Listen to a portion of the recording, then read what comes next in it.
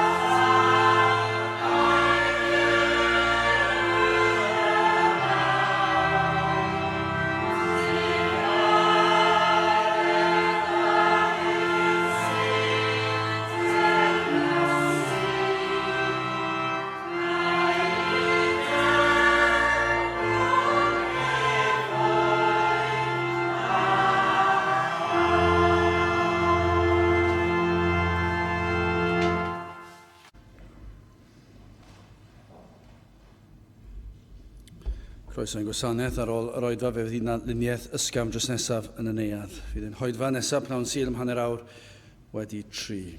Nawr wrth i ni gymryd y casgliad gan i ganu tra'r ein hystedd yn rhif 243 o anfon di yr ysbryd glân. 243.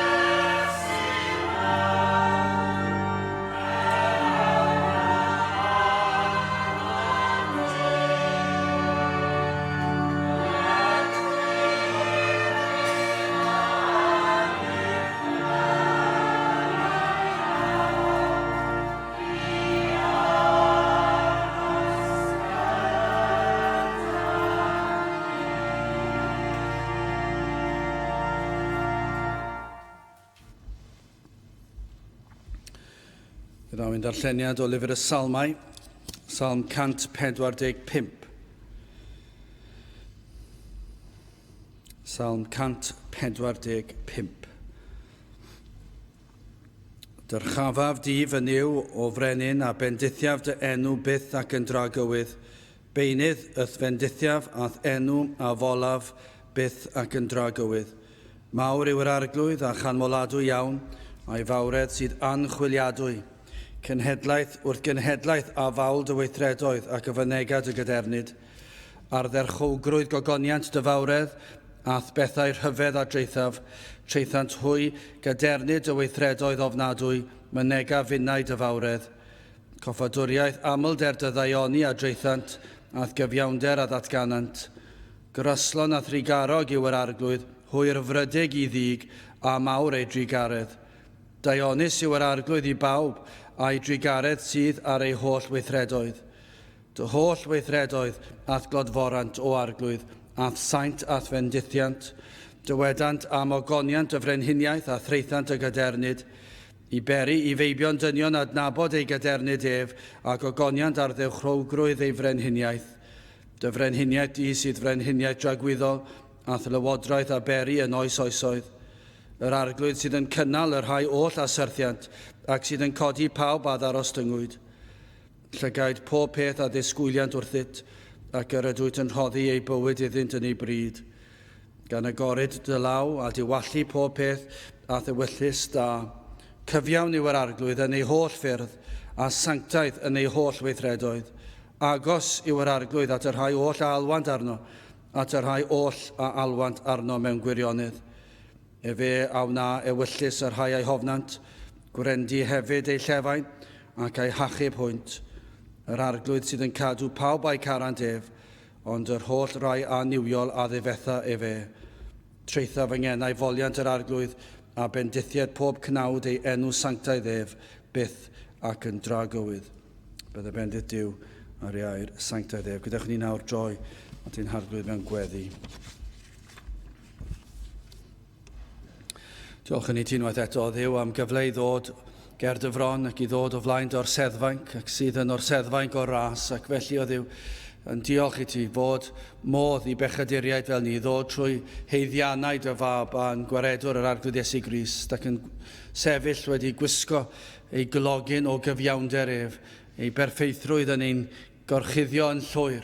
Nad oes yr un pechod i'w weld gan fod y clogyn honno yn ein gorchuddio yn gyfan gwbl. Ac felly o Dduw wrth flaen i ni'n sefyll yn berffaith ac yn lân, yn wynach na'r eira hyd yn oed, ond nid oherwydd unrhyw ymdrech yn omni ein hunan, ond trwy ymdrechion dy fab, yr arglwydd Iesu Grist. Ac felly o Dduw, i ni yn diolch ein bod yn gallu dod fel dy blant, ac dy fod yn ein gwrando ni, ac i ni yn dod eto sil arall o Dduw, ac i ni yn galw arna ti am help o'r newydd, i bob oedfa i ni'n gofyn i ti i'n cynorthwyo, i nerthu i dy addoli di mewn ysbryd a gwirionedd, ac i ni yn gofyn unwaith eto am y nerth hon. Ni fydd yr un oedfa lle na fyddwn ni yn galw ar dy enw di am gymorth, achos rhaid i ni cael dy gwmniaeth di yma gyda ni. Os nad wyt ti yma yn ein plith, yna ofer yw ein hoedfa. Ac felly o Dduw, i ni yn gofyn i ti fod yma yn agos at bob yr un ohonom.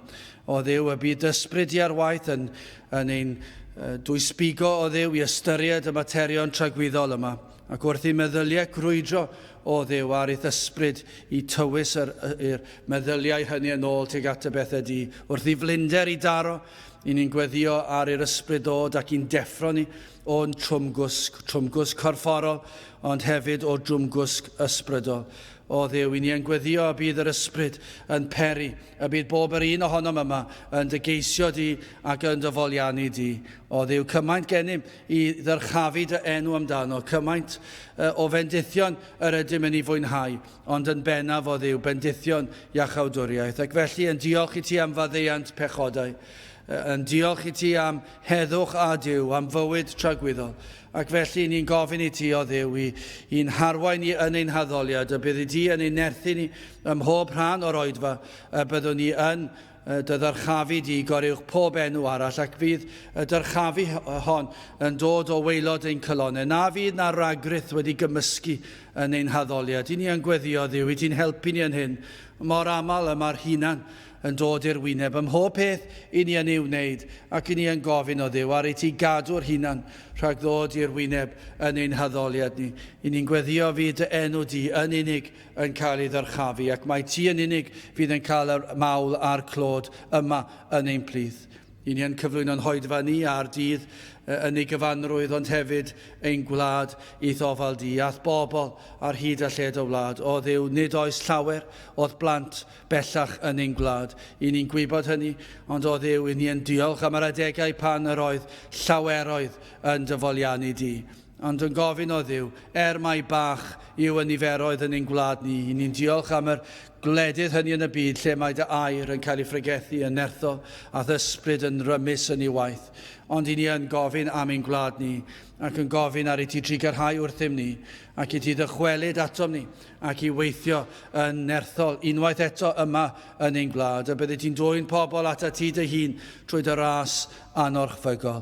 Felly o Dduw, i ni'n cyflwyno'r pethau hyn i ddofal di, i ni yn gwybod ein anallu llwyr, i wneud unrhyw beth am ein cyflwr ni neu cyflwr unrhyw un arall, heb sôn am gyflwr ein gwlad. Ond i ni'n gwybod wrth i ni ddod ar pethau hyn i ddofal di, yn gwybod rwy ti yn abl ac yn alluog i wneud yr hyn oll sydd yn amhosibl yn ein golwg ni.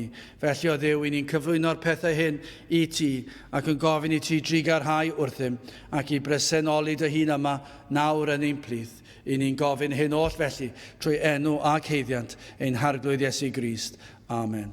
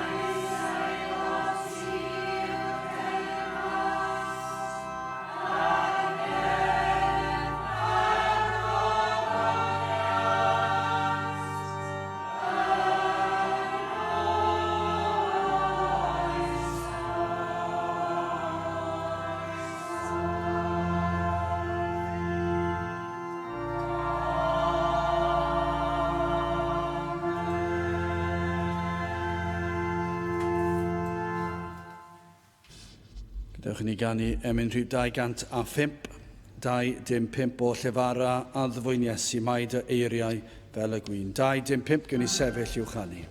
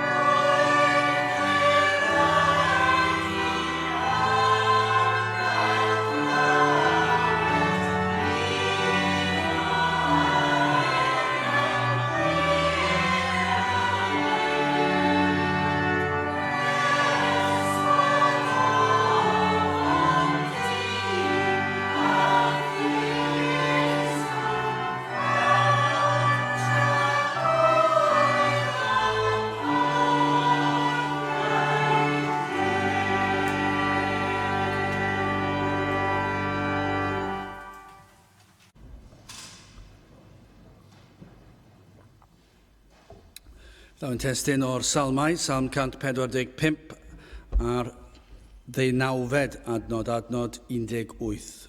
Agos yw yr arglwydd at y rhai oll a alwant arno, at y rhai oll a alwant arno mewn gwirionedd.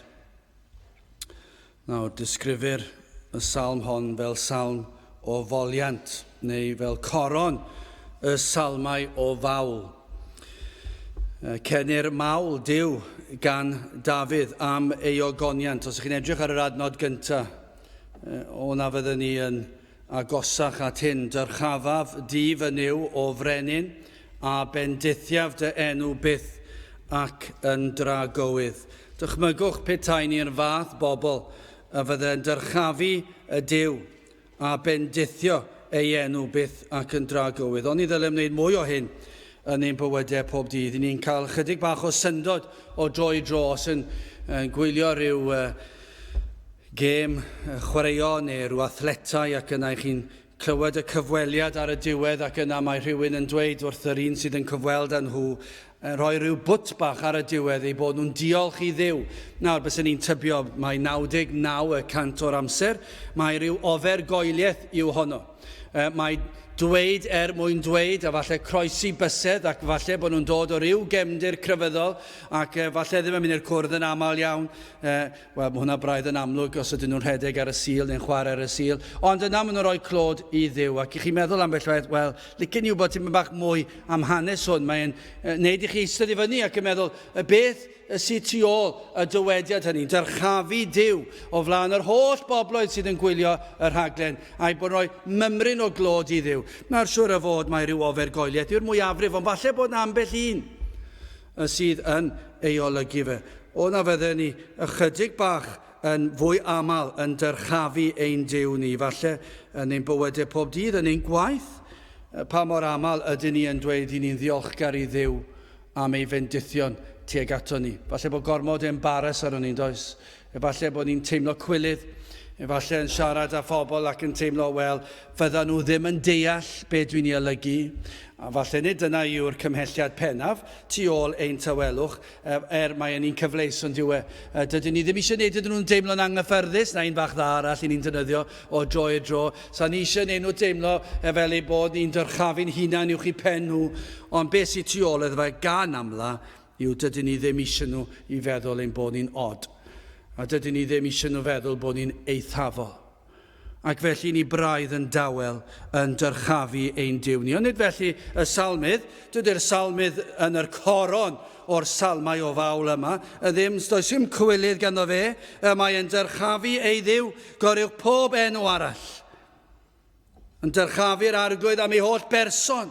Mae ymoliannu Duw am ei ddaioni adon 7, coffadwriaeth amlder dy ddaioni, a dreithant, athgyfiawnder a ddatganant. Mae'n dweud, mae eisiau dweud wrth bawb, mae eisiau canu clodydd yr arglwydd pam am amlder ei ddaioni.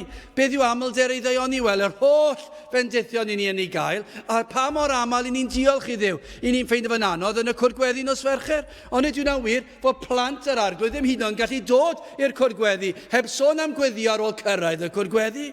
Sawl un ohono ni sydd yn dyrchafu ac yn dod ag amlder ei ddaioni i gliw pobl, hyd yn oed mewn adegau eraill, os i ni'n cael ein anodd yn ystod ein cwrdd ni ac ar y sil, wel yn sicr i ni, yn sicr i chi byddwn ni'n ffeindio fe'n anodd ar bob ddiwrnod arall o'r wythnos. I ni'n dawel iawn ein mawl i Dduw am ei ddaioni. Ond nid yw yn rhyfedd bod ni'n gallu darllen salm fel hon, a siwr o fod bod chi wedi darllen hi cannoedd o weithiau. Ac eto i gyd ddim wedi gwir profi o'r salm. Dydyn ni ddim gallu ymuno mewn gyda'r salmydd. Ni'n gallu ymuno yn y darllen gyda'r salmydd, ond cywilydd arno ni nad ydyn ni yn gallu ymuno yn y mawl fel y salmydd. Ac petawn ni yn ymuno yn y mawl fel y salmydd, mi fyddwn ni wrthi drwy'r amser. Mi fyddwn ni wrthi bob eiliad o'r dydd. Mi fyddwn ni'n mynd wrthi bore fori wrth effro. Ac yna wrth fynd i'r gwaith, mi fyddwn ni yn dangos hynny yn ein bywydau ni. Mor aml, ond nid yw yn wir, mor aml i ni'n dangos straen pan i ni'n mynd i'r gwaith. O, mae bywyd yn galed. Ac dwi'n eog o hynny'n enwedig pan dwi'n mynd i ambell i ddosbarth yn ysgol. Mae pawb yn gwybod, mae Alun yn mynd i'r dosbarth na heddi, chi'n gallu gweld ar ei wynebau, mae'n crynu. Dwi'n licio mynd fyna achos mae'n anodd. A falle bydden nhw'n dweud, wel, chi allu gweld a maen nhw'n gwybod. Ond ni ddyle falle fod na agwedd chydig bach o wahanol, bob dydd fy mod i'n ddiolchgar am ba bynnag cyfle sydd yn dod ar ein traws ni. Ac yn gallu gweld ôl llaw Duw yn ei amlder o'i ddaioni. Dyna beth mae'r salmydd yn gwneud. Mae'n canu clodydd yr arglwydd drwy'r adeg. Mae Dafydd yn molianu'r arglwydd am ei deyrnas a 13, dy frenhiniaeth di sydd frenhiniaeth dragwyddol a lywodraeth a beri yn oes oesoedd. A mae'n canu clodydd am deyrnas yr arglwydd am ei ragluniaethau. Edrychwch ar adnod 14, yr arglwydd sydd yn cynnal y rhai oll a syrthiant ac sydd yn codi pawb a ddarostyngwyd llygaid pob peth a ddisgwyliant wrthyt ac yr ydwyd yn rhoddi ei bwyd iddynt yn ei bryd gan agored y law a diwallu pob peth byw a ddewyllus da. Mae yn gyfrifol ac yn trefnu popeth trwy ei ewyllus da. Ond yna ar y diwedd, dyma i chi ddyrchafiad y can o fawl. Mae'n dyrchafu Duw am iachawdwriaeth ac am ei drigaredd a chibol. Dyna i chi salm. Wel, yn gyntaf, hoffwn ni edrych ar yr arglwydd cyfiawn yma sydd yn cael ei ddisgrifio ar ddiwedd y salm. Yna arglwydd agos ac yna'n olaf ateb yr arglwydd. Wel, yn gyntaf, arglwydd cyfiawn, adnod 17. Cyfiawn yw yr arglwydd yn ei holl ffyrdd a sanctaidd yn ei holl weithredoedd. Ond ydyw yn adnod anhygol bod yr arglwydd yn gyfiawn, yn uniawn, yn berffaith. Dyna yw yr arglwydd ym mhob peth. Dyna beth mae'n ei ddweud fan hyn, bod yr arglwydd yn gyfiawn, yn berffaith ym mhob peth. Ydych chi yn gallu mynd cyn belled â hynny gyda'r salmydd? Ydych chi'n gallu cytuno gyda'r salmydd? Fod yr arglwydd yn uniawn, yn gyfiawn, yn berffaith ym mhob peth. Ym mhob peth yma i ni wneud. Pa beth bynnag a feddyliwch amdano, am yr arglwydd, os ych chi eisiau meddwl am unrhyw beth am yr arglwydd, a yw y meddyliau hynny yn berffaith. Hynny yw fod yn berffaith yn ei holl bethau, ei holl berson. Nid oes un nam, nid oes un gwall, nid oes un pechod ynghlwm ar arglwydd. Ni all fod yn anghyfiawn, ni all fod yn amhir. Ai dyna'ch diw chi, neu ai yw'ch diw chi lawr fan hyn rhywle, yn un bach. Ac yna chi'n dweud, wel, mae dweud na alle fod yn amhir mewn unrhyw beth. Dwi ddim yn gallu bod yn anghyfiawn mewn unrhyw beth, ac felly chi wedi dod â Duw lawr o fyna, lawr i fan hyn rhywle. Falle bod y dal uwch i'n pen ni, achos i ni'n amhir drwy'r amser. Ond i chi ddim cweit yn gallu mynd mor bell a dweud na Duw yr arglwydd yn amhir mewn unrhyw faes. Wel, dydych chi ddim yn cytuno gyda'r ysgrythyr felly. Mae Pedr yn dweud yn 1:4 adnod 16, o blegyd y mae'n ysgrifenedig byddwch sanctaidd pam, canis sanctaidd ydw i fi. Habacuc 1:13, ydwyt lanach dy lygaid nag y gellu edrych ar ddrwg, ac ni ellu edrych ar anwyred. Dyna'r arglwydd sydd yn ni, dyna'r arglwydd cyfiawn. Mhob agwedd o'i berson, mae mor lan, nad yw ei lygaid yn gallu edrych ar ddrygioni, ac ni allai edrych ar anwyred. Dyna i chi, a yw eich Duw chi mor berffaith ag hynny, neu a dyw e lawr fan hyn rhywle? Mae Ioan yn dweud yr un peth, 1 Ioan 1:5, mae goleuni yw Duw ac nad oes ynddo ddim tywyllwch. Dychmygwch, dim tywyllwch yn yr arglwydd. Dim byd tywyll.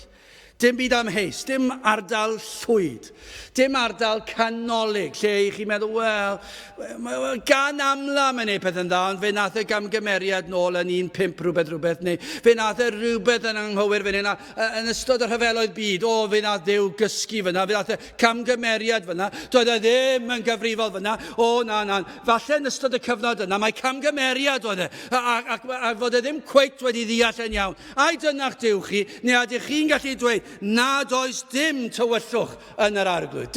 Dim un gronyn bach o tywyllwch. Mae purdeb a goleuni pur yw yr arglwydd. Dyna beth mae'r Beibl yn ei ddweud.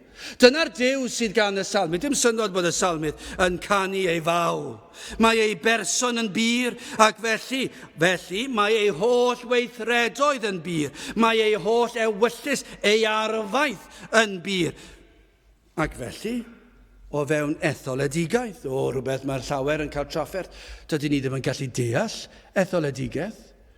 Ond y mae gair Duw yn dweud wrthyn ni, wrth ethol rhai i iachawdwriaeth a chondemnio eraill, rhywbeth sydd y tu hwnt i'n deall, mae'r arglwydd yn berffaith ac yn gyfiawn ac yn bir.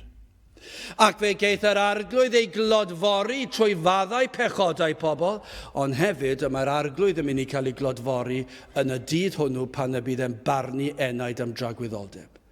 Os fydd yna rai yma heddi fydd yn cyrraedd tragwyddoldeb, ac y byddwch chi'n cyrraedd y diwrnod ofnadw hynny. Allwn ni ddim dychmygu'r diwrnod. Mae'r ysgrythur yn rhoi darlun i ni, ond ni'n gallu dychmygu fe. Ond fydd yna rai ohonoch chi yma, efallai, fydd yn cyrraedd tragwyddoldeb heb Grist. Ac yna fydd yna rai yn cyrraedd gyda Christ. Ac fydd y rhai fydd yn cyrraedd gyda Christ. A bydd yr arglwydd yn cael ei ddyrchafu oherwydd y mae nhw wedi cael ei golchi ac wedi cael ei maddau. Ond chi'n gwybod beth hefyd, fydd yna rhai ohonoch chi sydd wedi gwrthod Christ. Fe fydd yr arglwydd yn cael ei ddyrchafu a'i ogoneddu pan y bydd yn datgan i golledigau trigwyddol yr ewch. Ac e fydd yn cael ei ddyrchafu yn yr un ffordd ac yn y ffordd y maddeuodd e pechodau. Dyna chi ddarlun.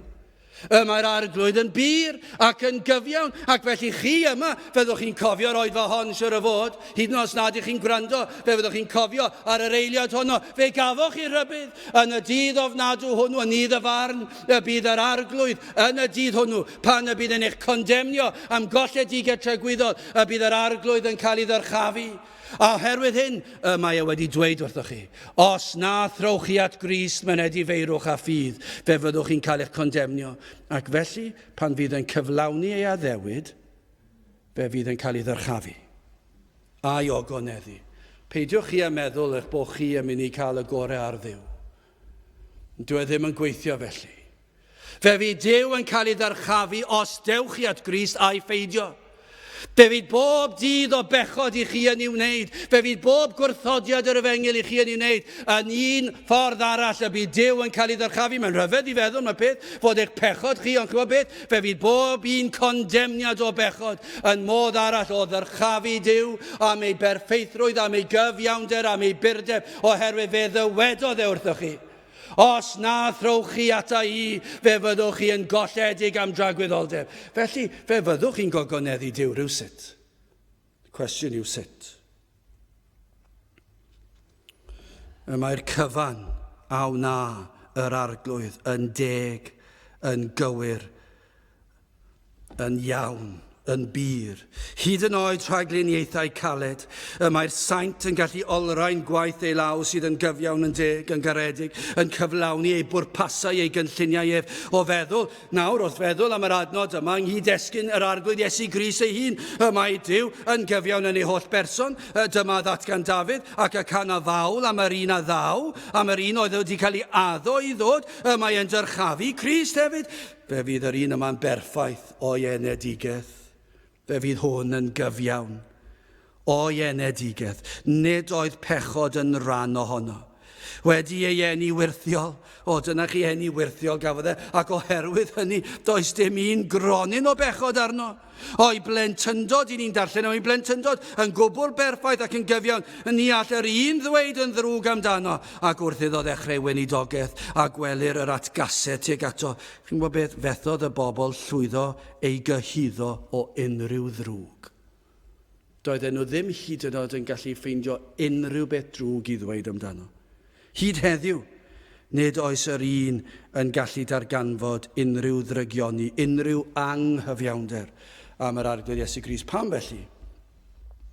Mae gan ei fod yn gyfiawn yn ei holl berson. Daeth yr Iesu mwyn yn cynrychioli ac felly fe rodiodd e ar y ddaear ymhlith pechaduriaid.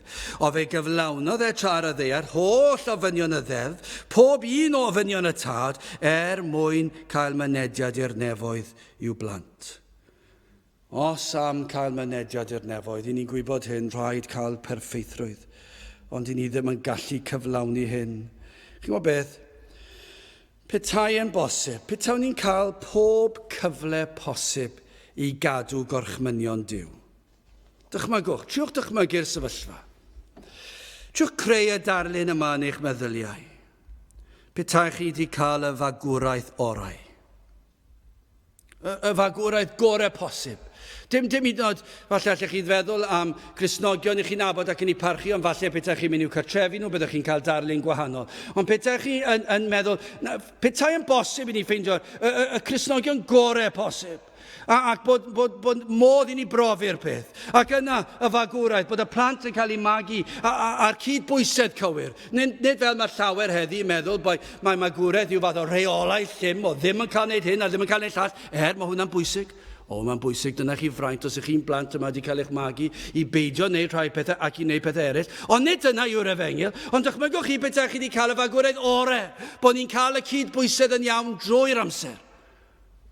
Petai hynny'n bosib. A pe bawn ni'n cael sawl bywyd, bod chi'n ar ôl marw, bod chi'n dod nôl to fel mae rhai crefydd yn dweud. Petai chi'n dweud, bethau sy'n yn yr oes yma, yn y bywyd yma, ond dwi'n cael cyfle arall. A petai hynny'n bosib, ac ni'n gwybod dyw ddim yn bosib, ond petai yn bosib, dychmygwch chi, ar ôl 10 tro, ydych chi'n credu byddwch chi'n agosach ati? Ond wrth gwrs dim.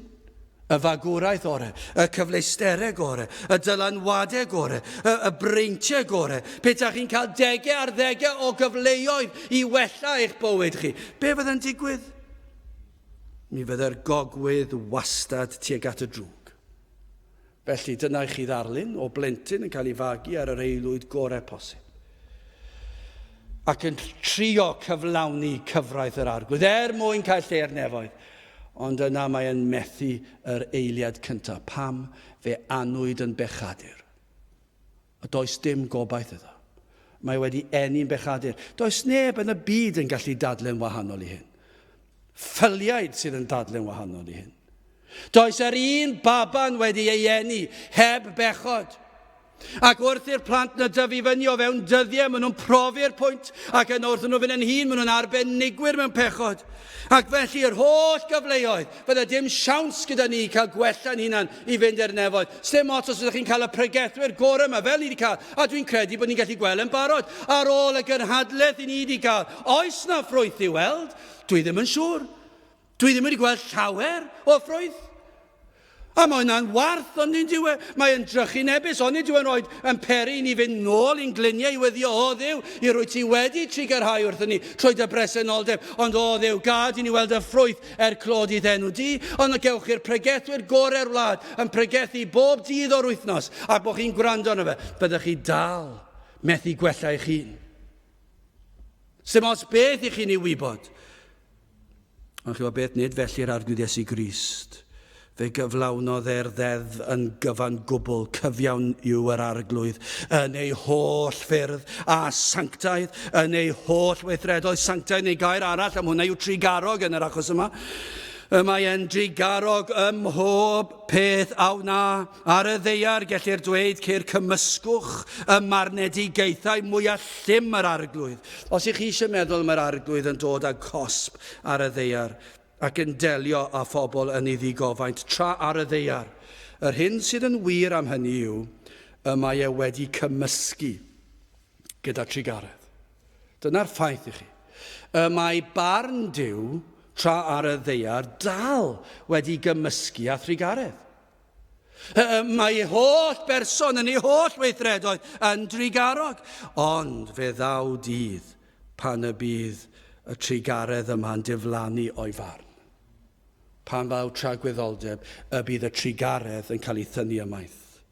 Ac yna fydd y farn yn cael ei dywallt. Ond nawr, mae Dafydd tra ar y ddeiar yn canu ei fawl am ddangos trigaredd ym mhob un o'i weithredoedd. Mae achawdwriaeth a chybiaeth yn llawn cyfiawnder. Chi'n bod, wrth gynnig achubiaeth, wrth gynnig maddeuant, wrth gynnig bywyd tragwyddol, mae yn gyfiawn yn deg yn berffaith. Dydy'r Efengyl ddim yn anheg. Mae yn berffaith yn ei holl ffyrdd. Mae Iesu Grist am ddangos trigaredd, ond nid yw am wneud hyn trwy danseilio ei gyfiawnder. Dyma i chi benbleth, dyma i chi ddryswch, mae Crist am drigarhau, ond dyw e ddim am tanseilio ei gyfiawnder. Os yn gyfiawn rhaid cosbi, ac y mae cymeriad Duw yn mynnu barn, ni fyddai Duw yn berffaith ac yn gyfiawn, os na fyddai fe'n barnu pobl, petai yn Dduw sydd yn troi cefn ar bechod, sut all y salmydd i alw e'n gyfiawn? Rhaid i'r arglwydd gosbi, ond mae ei drigaredd am estyn allan llaw a chybiaeth. Mae trigaredd yw am gynnig maddeuant, ond fe lwyddodd un o'r ddau. Fe lwyddodd yn ei gynllun ymhell cyn seiliad y byd i ddarparu ffordd ble mae ei drigaredd a chyfiawnder yn cael ei fodloni. Dyna chi'n feddwl, sut y mae hyn yn bosib? Sut y mae trigaredd perffaith, lle mae'r arglwydd yn dyheu am drigarhau, a cyfiawnder perffaith, lle mae'n rhaid iddo fe gosbi a chael cyfiawnder. Sut gall y ddau yma un o, wel, mae'r salmydd yn dweud yn salm 85 a 10, trigaredd a gwirionedd a ymgyfarfiant, cyfiawnder a heddwch a ymgysanasant. Sut felly, sut digwyddodd hyn? Trwy Iesu Grist ar y groes, dyna i chi'r lle, ar y groes bodlonwyd trigaredd a chyfiawnder y tad. Yno fe gosbodd yr arglwydd Iesu Grist am holl bechodau ei bobl. Yno ar y groes dioddefodd Crist y fath boen. Nid y boen o'r goron ddrai, neu'r hoelio, neu'r waiwffon. Nid y dirmig a'r gwawdio, ond fe dderbyniodd ein cosb ni, di gofaint y tad am ein pechodau ni. Nid ei bechodau ef, ond am ein pechodau ni. Ac felly yno ar y groes sy'n ni'n gweld ei drigaredd. Y darlun erchyll o boen, yno gall pechadur dderbyn heddwch a Duw, maddeiant. Chi'n bod wrth ddod at Grist, a'i weld yn tywall ei waed, fe all y pechadur dderbyn golchiad llwyr. Bod y groes yw Iesu Grist yn estyn allan ei law i chachub. Y groes yw y tad yn bodloni ei gyfiawnder a'i drigaredd. Dyna sut y mae yn bosib. Dyna yw iachadwriaeth, yw bod cyfiawnder y tad yn cael ei fodloni a'i drigaredd. Mae'n gallu dangos drigaredd nawr. Ni fydde'r cyfreithwyr yn dod, o na, chi ddim yn gallu dangos drigaredd, rhaid cael cyfiawnder. O, mae Duw yn dweud, dwi wedi cael cyfiawnder, dwi wedi cosbi fy mab yn eich lle chi, ac hefyd dwi'n gallu dangos trigaredd trwy i'r Iesu Grist cymryd y gosb yn eich lle chi, dwi'n darparu iachawdwriaeth ar eich cyfer chi. Felly beth sydd angen i wneud, derbyniwch ei law. Dyna be mae rai o chi ddim yn ei wneud. I chi wedi bod fan hyn, sawl sul, sawl cyfarfod trwy'r wythnos diwetha, ac i chi wedi clywed am law estynedig yr arglwydd Iesu Grist. Ond beth i chi ddim wedi wneud yw gafael yn y law. Trwy ffydd. Dydych chi ddim wedi wneud eto. Chi dal i edrych ar y llaw, falle bod chi'n cytuno gyda'r llaw. Falle bod chi'n deall y llaw. Ond ydych chi erioed wedi gafael yn y law. Wel, gofynnwch am help. Gofynnwch am yr rhodd o ffydd mwyn ymddiried fod yr hyn a wnaeth yr arglwydd Iesu Grist ei fod yn ddigon i'ch maddau chi. Cyfiawn yw yr arglwydd yn ei holl ffyrdd a sanctaidd yn ei holl weithredoedd. Wel, ydych chi'n symud ymlaen, dyna i chi un agwedd o'r arglwydd Iesu Grist, yr arglwydd cyfiawn, wel, yn ail, yr arglwydd yma sydd yn agos. Adnod 18, edrychwch ar yr adnod yma te.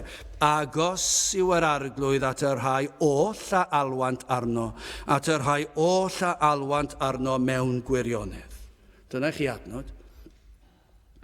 I ni'n gwybod, ond ydyn ni, bod yr arglwydd yn agos at bawb. I ni'n gwybod hynny o adnodau eraill yn yr ysgrythyr.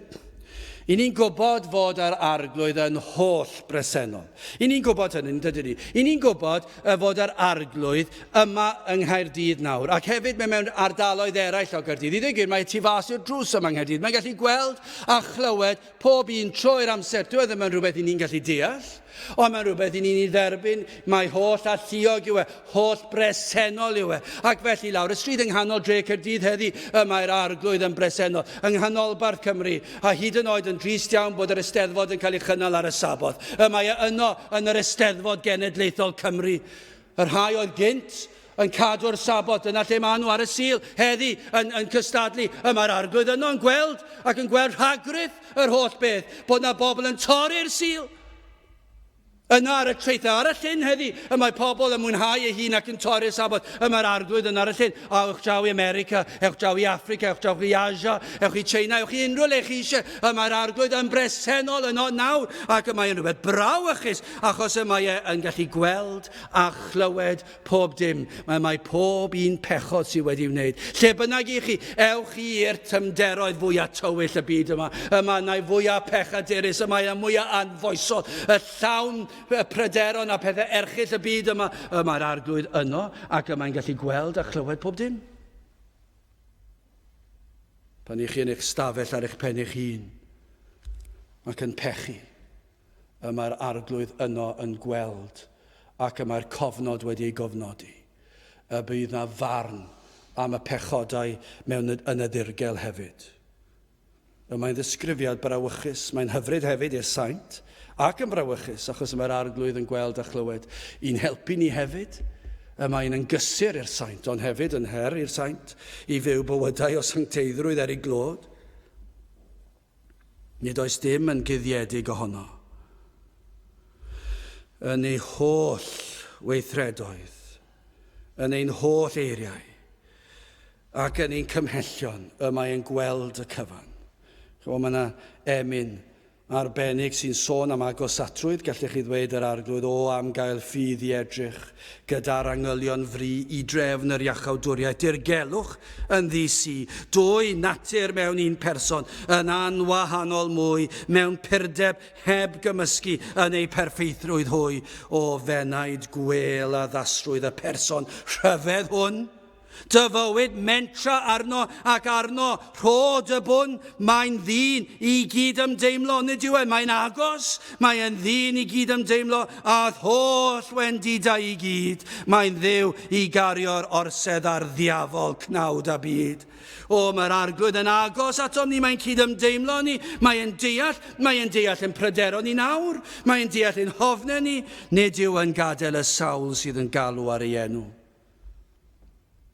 Chi'n sylwi ar lawnder yr Efengil ad 97, cyfiawn yw yr arglwydd yn ei holl ffyrdd, a sanctaidd yn ei holl weithredoedd, agos yw yr arglwydd at yr rhai oll a alwant arno, at yr rhai oll a alwant arno mewn gwirionedd. Dyna i chi bwyslais. Yr holl, pob un sydd yn galw, pob un ohono. Gai ofyn i chi, a ydych chi yn galw arno? A ydych chi wedi teimlo yr arglwydd yn agosau ac yn cynhesu eich calon? A yw llygaid yr enaid wedi dechrau agor? Rydych wedi dechrau gweld eich pechod. Ych chi wedi dechrau gweld eich heiddiant. Ond hefyd ych chi wedi dechrau deall arwydd o cad y groes a marwolaeth Cris yn eich lle. Os felly, os yw'r arglwydd wedi dechrau agor eich llygaid eich enaid, yna beth sydd yn wir amdanoch chi yw y mae'r arglwydd yn agos. Rhaid ei fod oherwydd dim ond trwy waith yr ysbryd glân rydych chi'n gallu gweld hyn a theimlo hyn, ac felly rhaid ei fod yn agos. Eseia'n dweud yn diwedd, ceisiwch yr arglwydd tra galler ei gael ef, galwch arno tra fydd yn agos, gelwch arno os ydych yn teimlo i berson yn agos sai, manteisiwch gan y gall fynd i ffwrdd yn gloi. Dewch ato, gelwch yn dair. Mae'r rhai yn dweud, ond dwi wedi galw o'r blaen sawl gwaith, a digwyddodd ddim byd. Ond mae'r rhaid gofyn y cwestiwn yma felly. Sut wnaethoch chi alw? Sut wnaethoch chi alw? A oeddech chi'n galw dim ond o ran chwilfrydedd. Neu falle, a oeddech chi'n galw ar yr arglwydd i blesio teulu ar y pryd. Chymod, o'n i'n meddwl yn ystod yr wythnos, efallai bod yna rhai yn ystod y gynhadledd sydd newydd fod wedi bod yn galw yn ystod yr oedfaon. Efallai wedi teimlo rhyw emosiwn mewn rhyw oedfa ac roedd yna sawl adeg ond oedd yna. Ym mhob oedfa lle roedd yna adegau lle ni'n teimlo agosatrwydd ac falle'r emosiwn dda hefyd, emosiwn cywir, ddim emosiwn ffals. Teimlo agosatrwydd yr arglwydd, ac efallai bod chi wedi teimlo hyn, ac efallai bod chi wedi galw ar yr arglwydd rhywfaint, ond nid oedd eich holl berson tu ôl y galw. Ond sut ni'n gwybod hynny? Efallai ni'n gallu gweld y nawr heddi, rhai dyddiau wedi, efallai bod yr ymdeimlad o angen galw wedi mynd. Ond nid yw'n bosib. Falle bod wedi diflannu.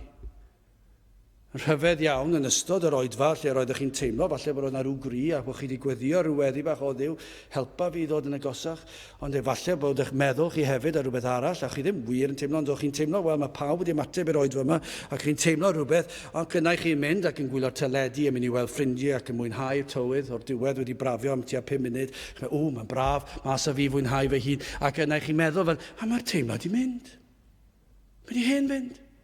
Dydych chi'n poeni dim mwy am dragwyddoldeb. Chi'n meddwl nawr, beth dwi'n mynd i wneud wrth nesaf? Ac mae'r ymdeimlad wedi mynd. Dyna chi wahaniaeth mawr rhwng y math yna o alw a'r galw gwahanol yr enaid sydd yn llwythog ac yn flinderog. Ac y mae ei bechod yn pwyso'n drwm ar yr enaid. Mae'r un yma wedi gweld ei heiddiant ac y mae e'n galw allan o Dduw byd drigarog im. Agos yw ar arglwydd a treini. Agos yw ar arglwydd at y rhai oll a alwant arno, at y rhai oll a alwant arno mewn gwirionedd yn ddidwyll, yn seiliedig ar y gwir. O, mae yna gymaint o broffesi wedi bod yn yr 20 mlynedd diwethaf yn does na. Rhyw broffes sydyn, cyfleus, lle mae pobl wedi bod i ryw oedfa neu ryw wersyll a cael yr emosiwn yma ac wedi dweud wedi dod i gredu ac maen nhw wedi cael eu perswadio gan yr arweinwyr neu'r gweinidogion. Do, ti wedi dod i gredu, ond doedd dim argyhoeddiad o bechod, doedd dim edifeirwch, doedd dim troi cefn ar y byd, doedd dim troi cefn ar falchder, ond yr oedd na ryw broffes cyfleus. Ac yna chi'n edrych ar eu bywydau nhw ac maen nhw'r union yr un fath ar byd. Maen nhw dal i wrando ar yr un gerddoriaeth, llawn rhegfeydd ac anfoesoldeb. Maen nhw dal i fynd i'r un partion ac yn gysurus llwyr yn yr un partion. Ddigon cysurus, a pobl draw fan hyn yn anfoesol, a pobl draw fan hyn yn llawn rhegfeydd. Neu falle fel ni'n clywed, yn ddiweddar nid yna, unig yw bydolrwydd, efallai mewn rhyw gylchoedd llawer fwy sydyd.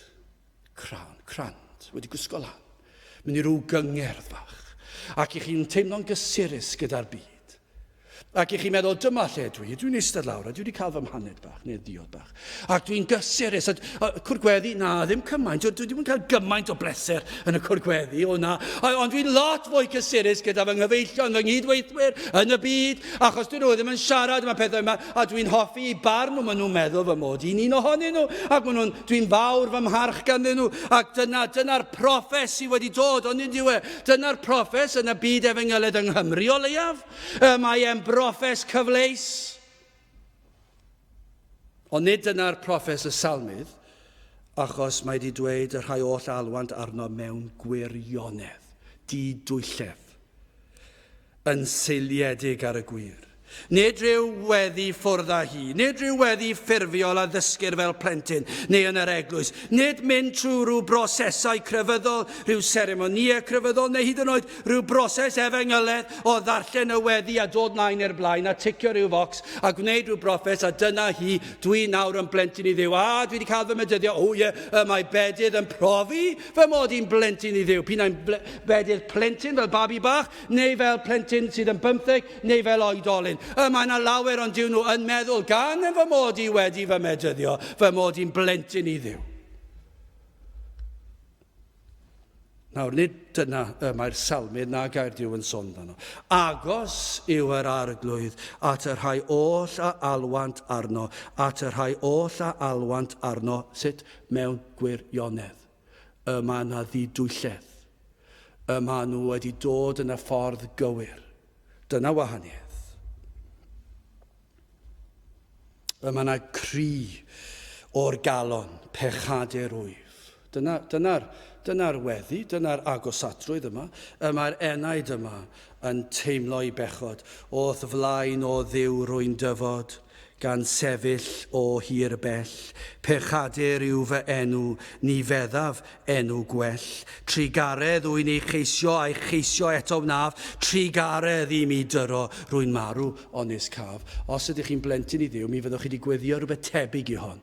Falle mewn un gair, ond fydd y cri o'r galon yn ddarlun llwyr o'r emyn yma. Pechadur wyf, mi welaf o Dduw na allaf ddim. Rwy'n dlawd, rwy'n frwnt, rwy'n eog o bydd, drigarog im. Rwy'n addef nad oes gennyf, drwy mywyd hyd fy medd, o hyd yn gweiddi pechais, nid wyf yn heiddi hedd. Mi glywais gynt fod Iesu a'i fod felly nawr yn derbyn publicanod a phechaduriaid mawr. O derbyn arglwydd, derbyn fi hefyd gyda hwy, a maddau'r holl anwiredd heb gofio'r camwedd mwy. Wel chi sydd yn teimlo agosatrwydd yr arglwydd, gweddiwch yr emyn hon. 5-5 oedd os ych chi eisiau darllen yn nes ymlaen. Ac os ych chi eisiau myfyrio arno fe, ewch chi fyfyrio ar y weddi honno, o Dduw byd drigarog im. Maddau fi fy holl bechodau. Wel, I orffen yn fyr iawn ateb yr arglwydd. Mae'n amlwg ond yw byddech chi ddim wedi sylwi ar yr adnod hon, mi fyddech chi wedi meddwl, wel, bydd rhaid bod yn rhywle. Adnod 19, fe aw na ewyllus y rhai a'i hofnant, gwrendi hefyd ei llefain, ac a'i hachub hwynt. Mae yna gymaint o adnodau tebyg i'r rhain. Llawn cysur, llawn gobaith, llawn sicrwydd, wrth alw yn y modd cywir yma, yn y gwirionedd yma, yn y ffordd iawn. Pan yw'r arglwydd yn agos, pan fod yr enaid yn galw, yna dim ond un canlyniad sydd, fe fydd yn ateb, fe fydd yn bodloni eich dyheuadau. Beth yw eich dyheuadau?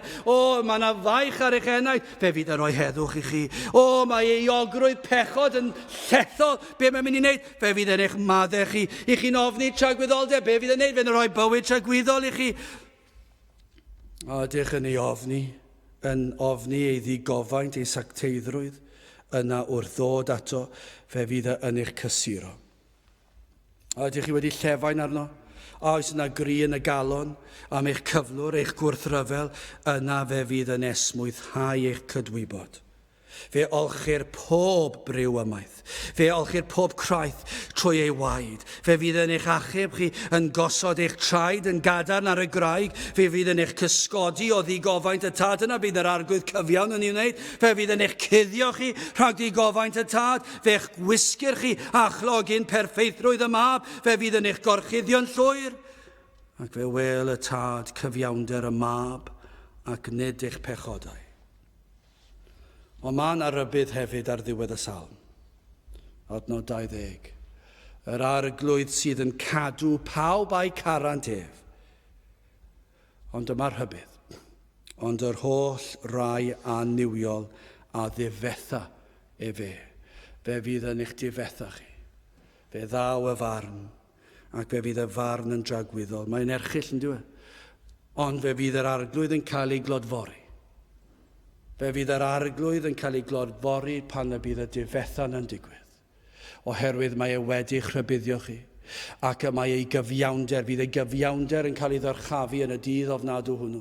Mae'r arglwydd wedi dweud, wrth i chi dorri fy nydd, wrth i chi droi cefn ar fy ngair, wrth i chi boeri ar fy mab, wrth i chi anwybyddu'r efengil, wrth i chi fyw eich bywydau'r clod eich hunan. Fe fyddwch chi yn cael eich cosbi, fe fyddwch chi'n cael eich difetha, ond yn hyn fe fydd yr arglwydd yn cael ei glodfori am ei gyfiawnder. Ond wrth gwrs, mae yna gymaint o wahoddedigion fan hyn, wahoddiadau i chi ddod ac i ymateb i'r efengil. Os yw yn agos, os yw yr arglwydd yn agos, yna galwch. Galwch arno fe. Trai fod yn agos ger llaw. Trai fod yno. Os yw I bresenoldeb yn agos ydych chi, os ydych chi'n dechrau gweld, os ydych chi'n dechrau deall, os ydych chi'n dechrau teimlo I ogrwydd, yna beth ddylech chi'n neud? Gadael et yn fori? Na, heddi yw dydd a chawdwriaeth. Beth ddylech chi'n neud? Ystyried y peth ymellach. Ystyried beth? Mae'r gwirionedd yma. Yna trowch ato. Cyfiawn yw yr arglwydd yn ei holl ffyrdd a sanctaidd yn ei holl weithredoedd. Gadewch I ni weddio. O Dduw, I ni yn diolch I ti am dy berson. I ni yn diolch mae cyfiawn wyt. Ac o Dduw, mae dy holl air yn datgan hyn. Helpa ni o Dduw I ddatgan hyn yn ein bywydau. A byddwn ni yn canu dy fawl ath glodyd am yr hyn yr wyt, a'r hyn yr wyt I wedi i'r ddarparu ar ein cyfer, sef iachawdwriaeth, maddeuant pechodau, heddwch a Duw. Terd gweithio tywys eneidiau at y ti dy hun heddi. I ni'n gofyn hyn o trwy enw ac heiddiant ein harglwydd Iesu Grist. Amen. Dewch ni orffen ein gwasanaeth trwy ganu'r emyn 298, ond hefyd 299. 298 o'r nef mi glywais newydd fym cododd ar fy nhraed, fod ffynon wedi hagor i'r cleifion gael iachad. 298 ac hefyd 299.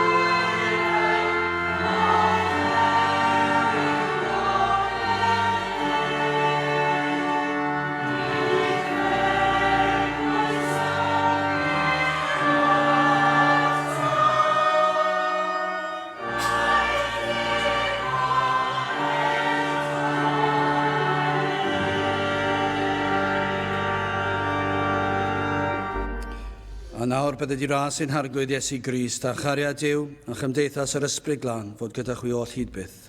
Amen.